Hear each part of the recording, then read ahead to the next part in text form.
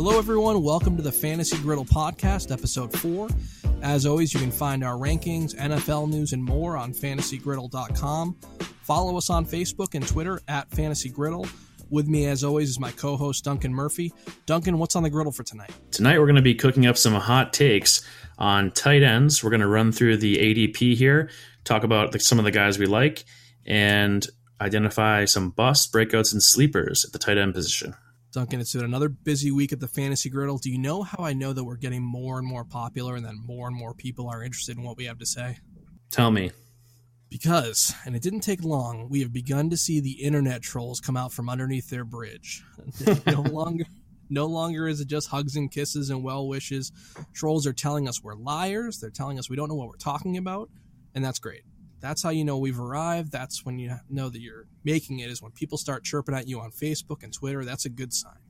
We embrace it. We embrace the discussion. We embrace the debate. We embrace the hot takes, as you know.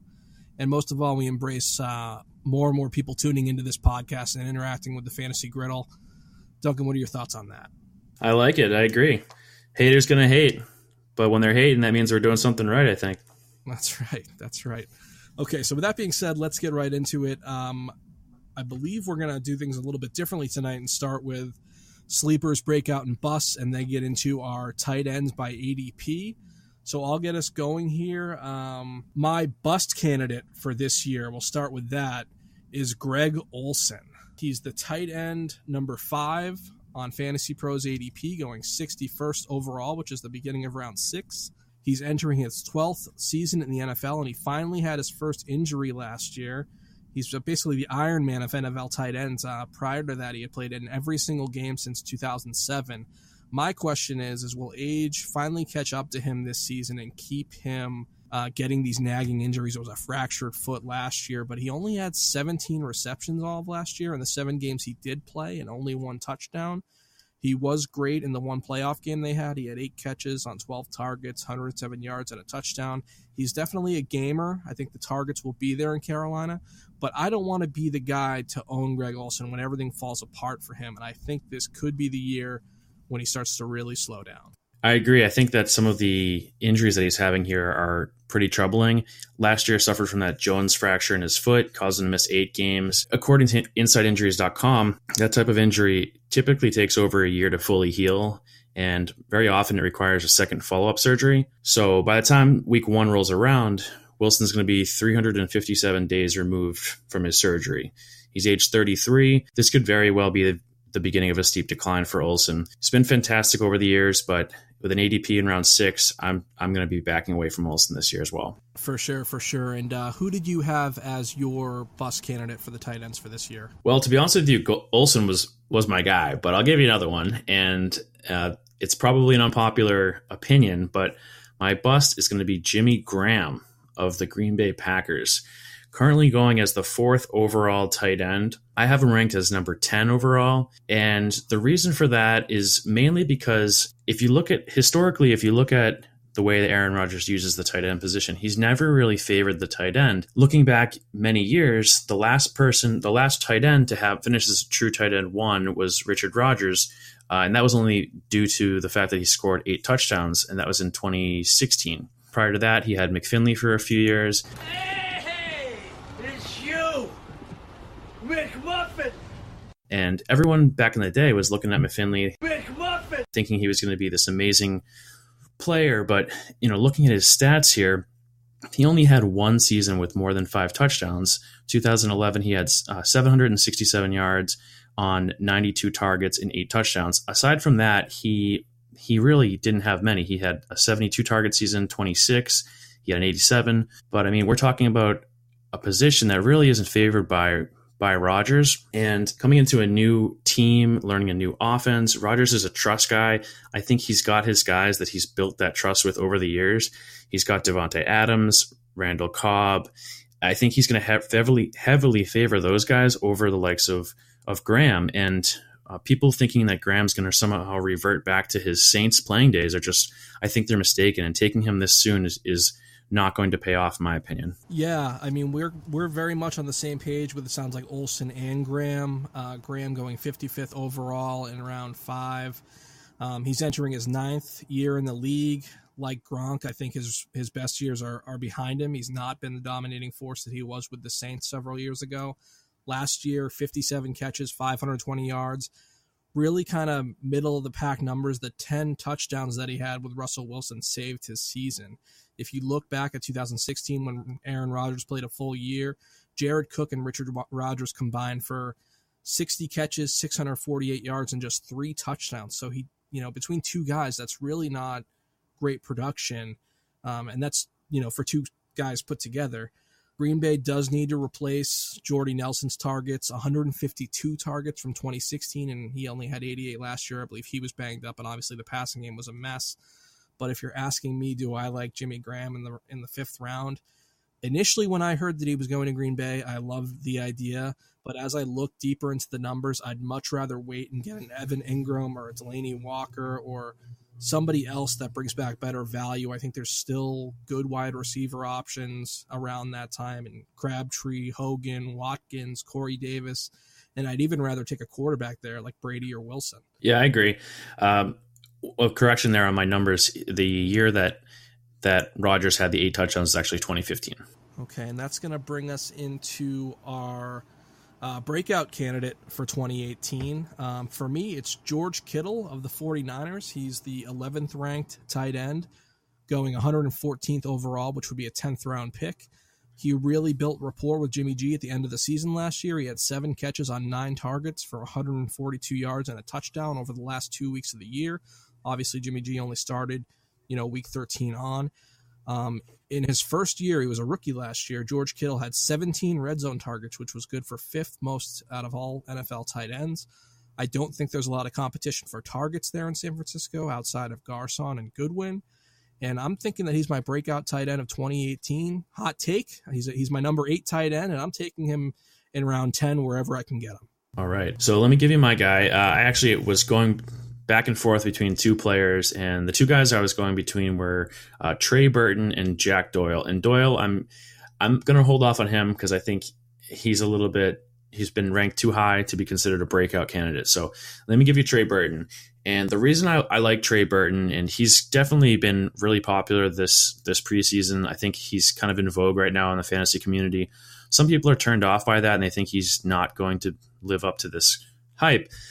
Personally, I think it's a perfect fit for him. He's moving to Chicago, where they've got a new head coach in Matt Nagy. Nagy in the past was the offensive coordinator in Kansas City, where he was able to really utilize the tight end position and bring out the best in Travis Kelce. Burton is going to fill the role that Kelce played in the Nagy offense, and that position is known as the U tight end. He's going to be used creatively to create mismatches for the defense. They're going to move him all around the offense. And a player like Burton, he is undersized, but he's got great speed and he's very elusive. So I see him as a great fit here. Reports at a training camp are telling us that they're lining Burton up all over the field. He's been lined up in the slot position. He's been lined up on the line, out wide. He's been lined up as an H-back. So interesting to see how they're going to use him. If you look also at some of the things that Nagy's saying, he's been saying that that Burton's an important player. You can move him around, do lots of things with him. We're going to use him like we used Kelce at the Chiefs. So very good signs here for Burton. They paid him a good deal of money, $22 million guaranteed. So clearly they're going to feature him. In my mind, I think he's going to be the 2nd most targeted player on the team behind Allen Robinson. And he's going to have a lot of high percentage looks over the middle with Mitch Trubisky looking for a safe receiver to find. So my breakout guy is Trey Burton. Right now, he is going fairly late in drafts. Trey Burton is going 97th overall right now, which puts him in round 8, the end of round 8. He's kind of a guy that you might have to jump up around if you want to take him in round 7. But if you can wait, I would probably wait and see if you can grab him in round 8. Yeah, Trey Burton is a good sleeper this year, a good breakout player this year. It'll be interesting to see what the breakdown is between him and Adam Shaheen, who appears to be very involved in this offense as well, but I do like Trey Burton a lot going into this season. Okay, so my sleeper pick for the 2018 season is old reliable Ben Watson. 25th ranked tight end, going 218th overall in drafts, which in most cases is going to be undrafted. You can get him on your waiver wire. He's back with the Saints. He was with them in 2015 when he had 74 catches on 109 targets, 825 yards and 6 touchdowns when he got paired up with Drew Brees. He did miss all of the 2016 season with the torn Achilles, but he came back strong with the Ravens last year. Had another 61 catches for 522 yards and 4 touchdowns. The Saints can really spread the field with Kamara and Michael Thomas, and I think that can get him some easy targets and also a lot of red zone work. He's my sleeper, and he's so old that he may actually be sleeping when you draft. I'm not big on kickers and defense. No one is, but you can go get your kicker in round 13 or 14 and pick a defense before you take this guy. You can take him in your last round or get him off waivers, but I think he's going to be a major sleeper this season, and I'm expecting big production with him back in New Orleans. Yeah, he could take a nap there between snaps, hit the recliner, the lazy boy. Let me give you my sleeper, and I'm going to go to Seattle and name Nick Vannett. Very little known guy, but he scored a touchdown last week in the preseason. He looks pretty athletic. Honestly, reminded me of Jimmy Graham. He has a similar body type, and looking at their depth chart right now, he's at the top of the depth chart. Doesn't have a lot of competition there for targets. The only other really established guy they've got on the roster is Ed Dixon, who he's pretty old himself. I'm sure he's taken a few naps in his day. And right now he's got a quadricep injury, so he's recovering from that. And word on the street is that he is making a very slow recovery. So, looking at how Russell Wilson utilizes the tight end position, going back the last 3 seasons, last year he had 132 targets to the tight end. Year before that, 121. Year before that, 133. So he's up there with Andrew Luck in the way that he uses the tight end position. Threw 10 touchdowns to Jimmy Graham last year in the red zone. So someone's got to take those targets and those touchdowns, and it looks like Vannett is going to be stepping into this role with very little competition. He's going extremely late in drafts. I don't have the ADP offhand, but this is a guy that you can wait until well after the 10th round to take, and he very well could end up being a tight end 1. I have him ranked as 13 right now, so if you do decide not to go early with tight end, look at Nick Vannett as a possible sleeper candidate. I'd pay attention to the next few preseason games, see how he does, but judging off the first game, he looks like a pretty good player to be taking late in drafts this year. Yeah, absolutely. I don't even see him on the ADP list, so he could definitely be had late in drafts, unless I'm missing him here. But I don't see him on there. So now we'll go through the ADP list. We're going to go through the top 12 or so guys. Obviously, we've already touched on several of them, so we'll just kind of glaze over them if they come up. There are several guys that I'd like to talk about tonight, going through that ADP list. The first overall tight end going 24th pick at the end of round 2 is Rob Gronkowski. Health has become a little bit of an issue for him. He's missed 10 games over the past 2 seasons. Duncan, how many receptions do you think Rob Gronkowski had last year off the top of your head? 80 receptions. He had 69. Classic. I don't think that's a coincidence. I think that was a targeted number. He probably took himself off the field once he hit that total. Yeah, maybe alligator armed a few balls. Yeah, I think he wanted that. He was a beast in the Super Bowl, 9 catches on 15 targets for 116 yards and 2 touchdowns. He's obviously coming into this season healthy. New England needs to replace 200 targets between losing Cooks and Amendola. Edelman is suspended. They have no depth at tight end. Major concern with Gronk is, much like myself, everything this man does is fueled by booze, partying, and women. Cannot trust that he'll play in all 16 games. I cannot trust that his sole focus is on playing professional football. I'll take him in round 3 because he's too good there to pass up, but I absolutely refuse to use one of my top 2 picks on this guy when there's so many good, running back and wide receiver options available at that spot. Yeah, right now he's got an ADP of 23 overall. So looking at some of the players taking around him, you got Stephon Diggs, T.Y. Hilton, LaShawn McCoy, Tyreek Hill, Jay Ajayi. Originally I was kind of feeling the same way with you that I wouldn't take him at that position. But, looking at those guys, those are all excellent wide receiver 1, 2, LaShawn McCoy and Jay Ajayi, potentially running back 1s. But they all seem to have their own question marks. If you look at his health, Gronk, he does have this reputation as a guy who can't stay on the field, and clearly he has missed time over the years. But looking back at the last few seasons, he's actually played at least 14 games in 3 of the past 4 seasons. So he actually hasn't been as injury prone as you might think. Still, he does have seasons of 8 games, 7 games, and 11 games, going back a little bit further. So he's a guy who, when he's on the field, like you said, he's a beast. To quote the one-man thrill, right? He's an absolute savage out there. And he makes a real difference if you have him in the lineup because he's clearly much, much better than everybody else at his position. So depending on where you are in the draft, if you're at the end of round 2 and he's there, it might not be a bad move to take Gronk and pair him with another guy. Like if Diggs is on the board, add him as your wide receiver 1. And then you got potentially, if you had a top pick there, you might have David Johnson come back with Gronk and then take Diggs.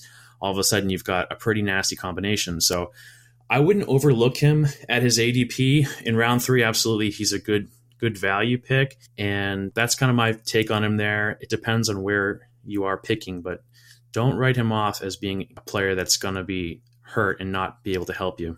He certainly is, the biggest difference maker at that position, and if he's right and you nail that pick, it's a huge leg up on the competition. Another guy that would give you a huge leg up on the competition is our number 2 tight end. He's going 28th overall at the beginning of round 3, Travis Kelce. His targets have risen each of the past 4 years up to 8.1 per game last year. There is an addition of Sammy Watkins to this offense, so I don't know if that will help or hurt his targets. Obviously, Watkins will be a much-needed asset to that team. Also, Mahomes, I don't know if he's going to lean on Kelce or if they're going to simplify the game plan and go run heavy and not lean on Kelce as much. He did catch a touchdown pass from Mahomes in Week 17 last season. Pretty consistent numbers the past 2 years, 85 and 83 catches, 117 and 123 targets.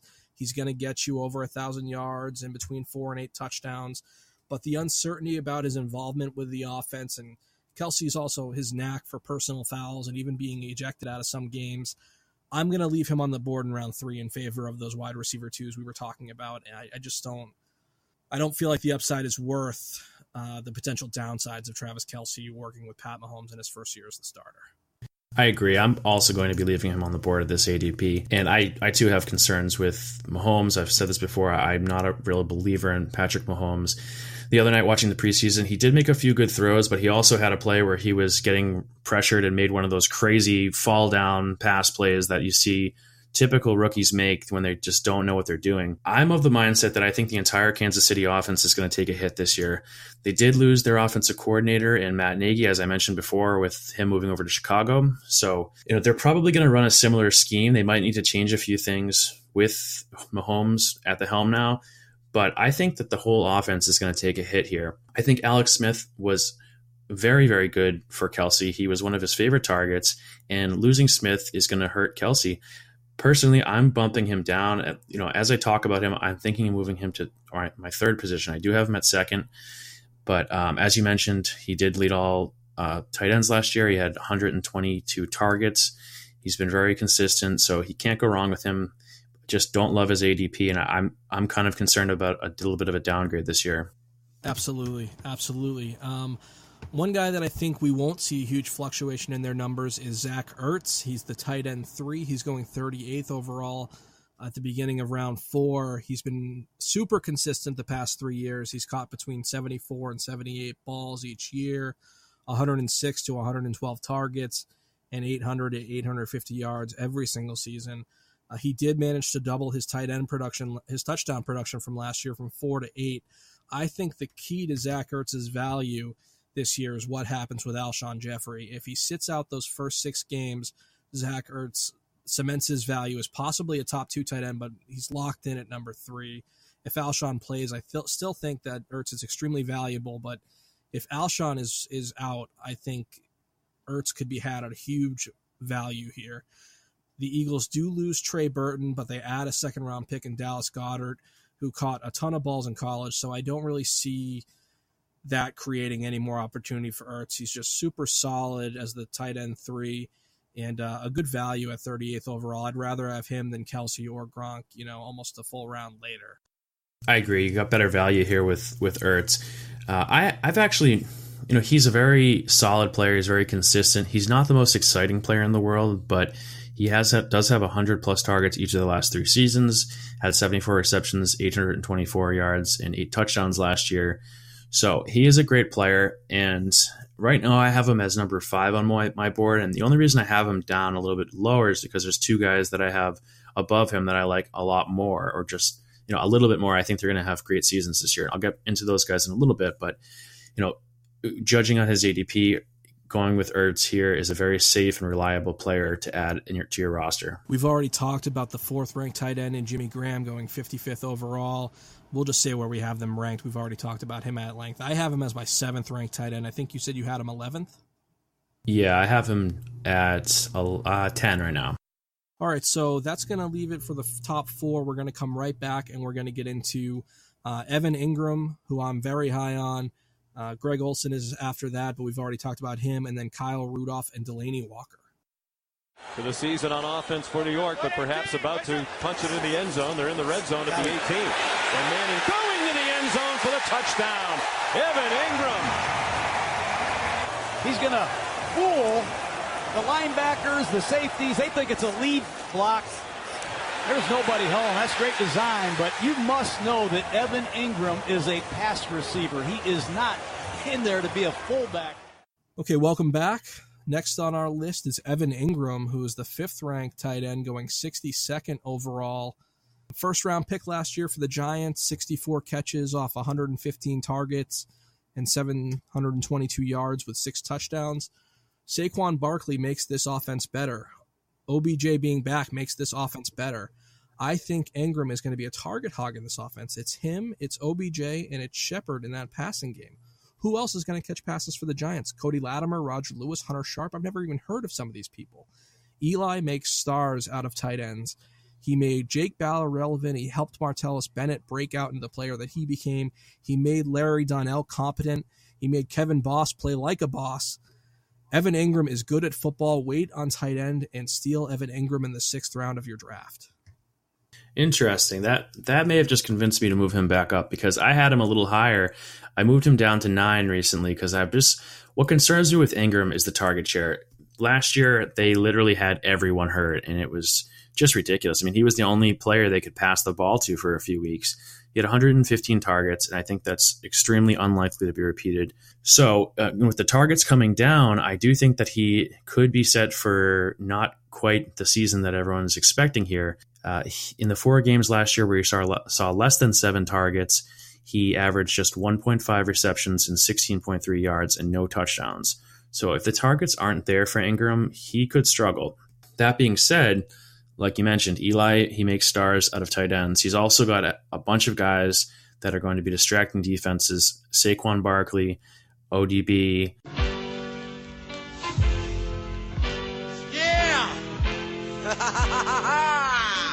Shepard. You're going to have Ingram running up the seam on linebackers, and it's going to create a huge mismatch. So thinking about this, I may bump him back up into close to my top 5, probably into the 6 or 7 range. So 6th round for Ingram, not a fantastic ADP, but he's a pretty awesome player and not a bad guy to add to your team. For sure. Very high on Ingram this year.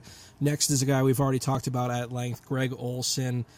He's going 6th tight end, 61st overall. I have him as my 6th tight end, but I don't want any part of him.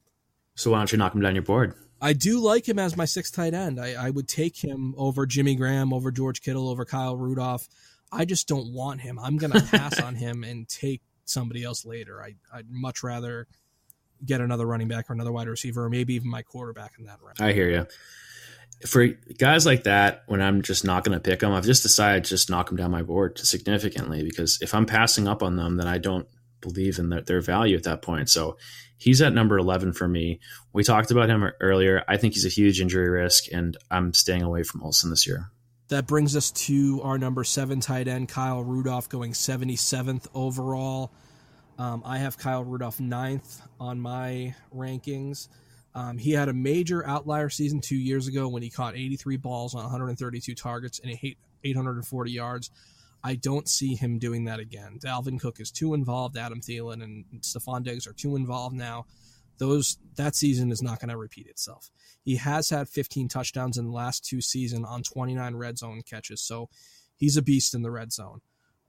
Kirk Cousins utilizes the tight end a lot, but I don't love relying on tight ends from players, and I think if you're expecting just the 50 to 60 catches and 500 yards for Rudolph and the touchdowns aren't so much of a guaranteed thing, I'm definitely looking elsewhere in round 7. I I don't want to count on those touchdowns, and the rest of the production just doesn't match up for me. So here's a big difference with us this year. I'm very high on Kyle Rudolph. He's actually my number 3 tight end this year.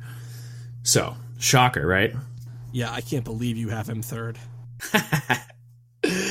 It's crazy. Let me tell you why, and I think maybe I'll change your mind. So it has to do with mainly the new offensive coordinator there, John DeFilippo, who has come over from Philadelphia, where he was able to help Zach Ertz have a career year last year. He's very big on using the tight end, and historically, tight ends in a DeFilippo system have done very well. Rudolph, as you mentioned, he's not too far removed from having a top 5 finish. Last year, he finished as the number 6 overall tight end. And a lot of people forget that in 2016, he was the number 3 overall tight end. So he's really not far removed from being at this position. Considering DeFilippo, his big thing is being efficient in the red zone. Last year, the Eagles were one of the most efficient teams in the red zone, and they're going to be working on that exclusively this year in Minnesota, trying to improve those numbers. Recently, DeFilippo talked about his red zone strategy, how he likes to target the back of the end zone in these big-bodied receivers, and that just happens to be Rudolph's specialty. So he may not get the target share and the targets that some of these top-end tight ends are getting. However, I'm gearing toward a 10-touchdown season for Rudolph, possibly even a 12-touchdown season. They're going to have a fantastic offense. They're going to have a lot of red zone opportunities. I see Rudolph being a player that's going to have a lot of chances in the red zone to put up numbers. Looking back to DeFilippo when he was in Cleveland in 2015, he turned Gary Barnidge into a household name amongst fantasy players. Barnidge that year had 125 targets, caught 79 passes for 1,000 yards and 9 touchdowns. He was the number 2 overall tight end by the end of the year. So, last year, Rudolph wasn't that fantastic. However, he did get 81 targets. He had 8 touchdowns, and he still returned good value as a number 6 overall tight end. So this year he can be had in the 7th round. I think he presents a reasonably priced tight end with proven upside.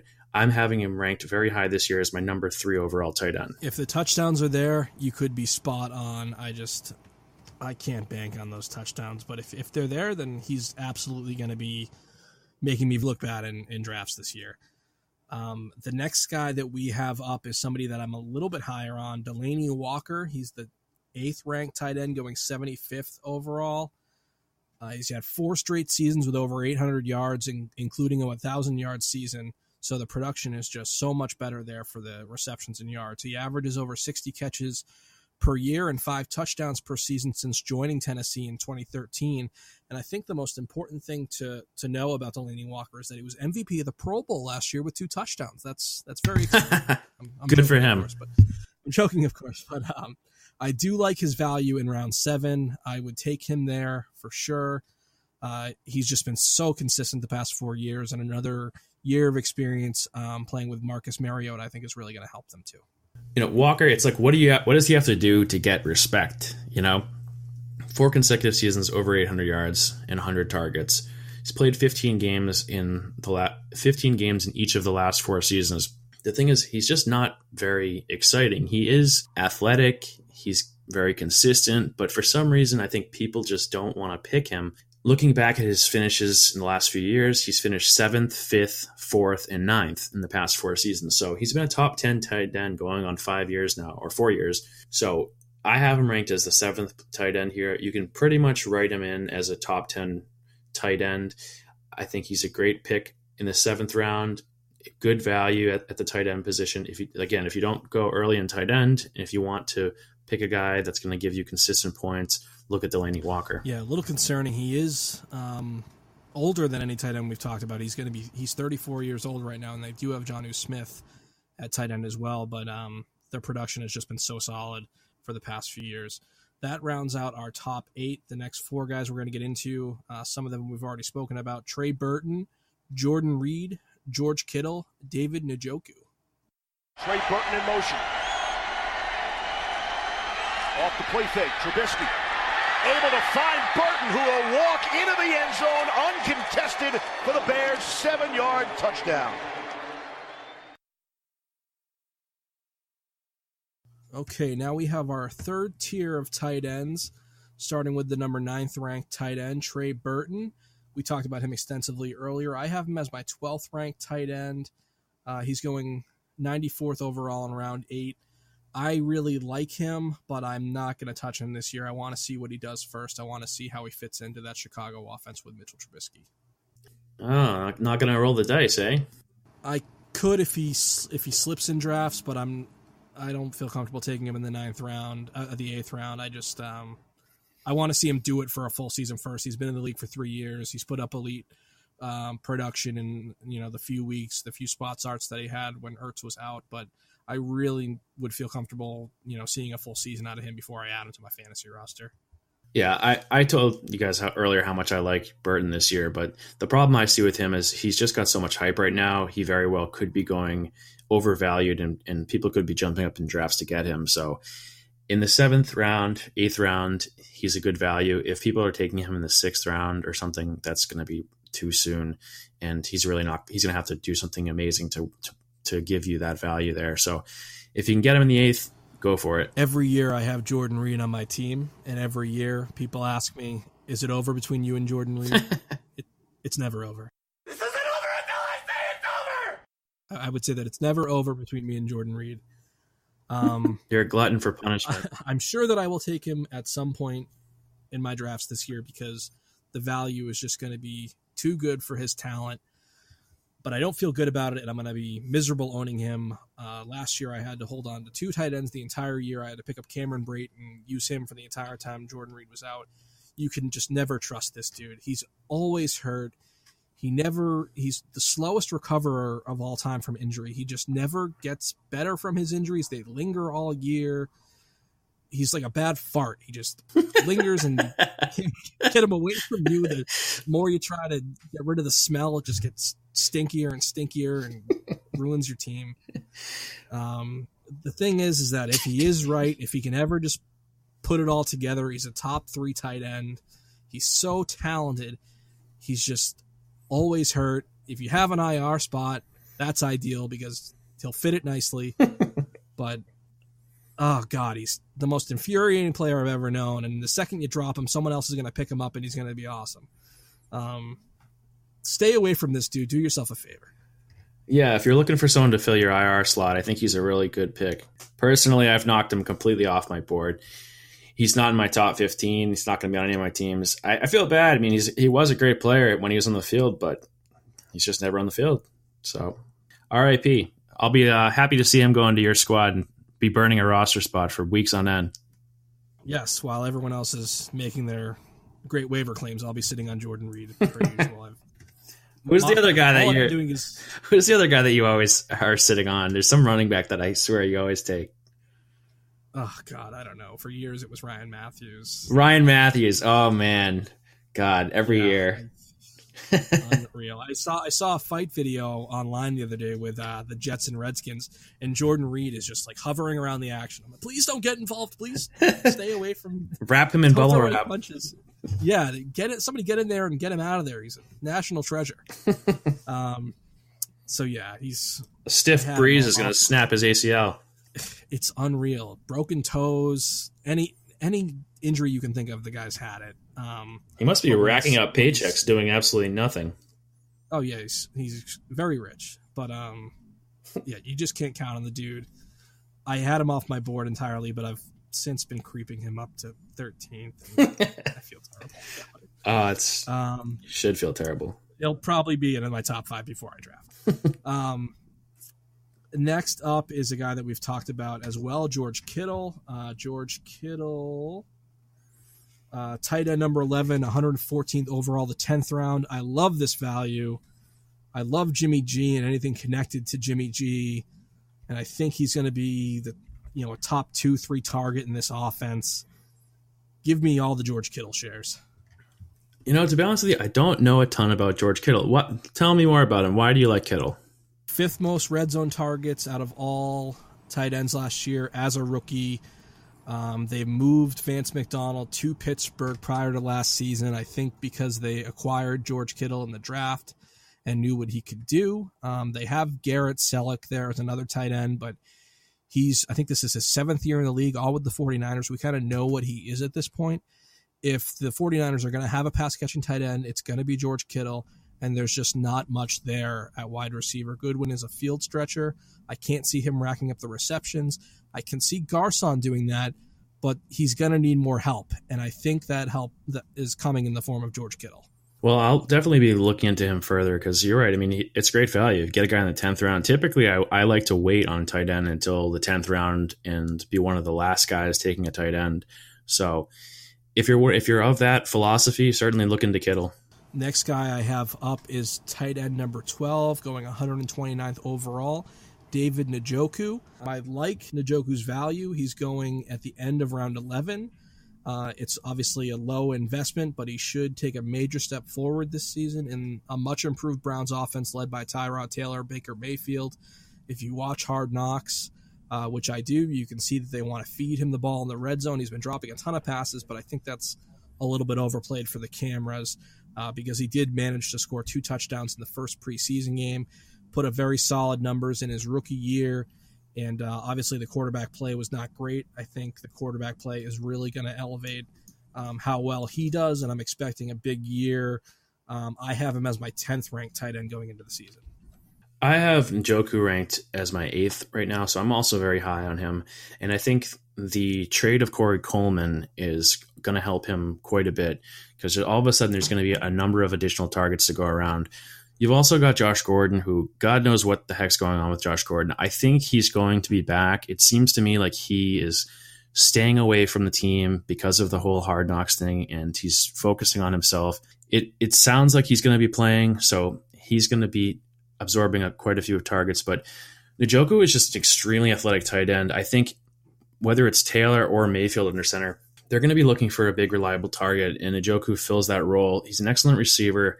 He actually was a wide receiver back in college, so he's got that body type, but he's also a big guy. So he's big and strong. He's going to go up and be able to make those receptions in the red zone like he did a week ago where he had 2 touchdowns. Pretty impressive. Yeah, he's also got pretty good value here. So Njoku, for me, I think he could be, if I didn't go with Burton, it would have been Njoku as my breakout. So let's say you're drafting tonight. Who is your tight end? Oh, that's a good question. If I'm drafting tonight, who is my tight end? Jack Doyle. Jack Doyle. Okay. Yes, sir. I think if I'm drafting tonight, George Kittle. I wanted to say Evan Ingram, but I just... What about Jordan Reed? Jordan Reed will be there. He'll be on the squad. That is for sure. All right, so that's going to do it for our tight end preview. We're going to get into wide receivers later this week and get all of these podcasts posted. We're on Spotify and Stitcher and soon to be on iTunes whenever Apple can get their shit figured out. Please check us out. Damn you, Tim Cooks, whatever your name is. Make sure you check us out on our website, fantasygriddle.com, where we have fantasy news, rankings, and much more. You can tweet us your questions and follow us on Facebook and Twitter at fantasygriddle. You can also email us as well, fantasygriddle@gmail.com. Duncan, what else do you have before we sign off tonight? Yeah, like Mike said, if you have some questions or if you have any ideas for segments, please drop us a line. Thanks so much for listening, everyone. We really appreciate it.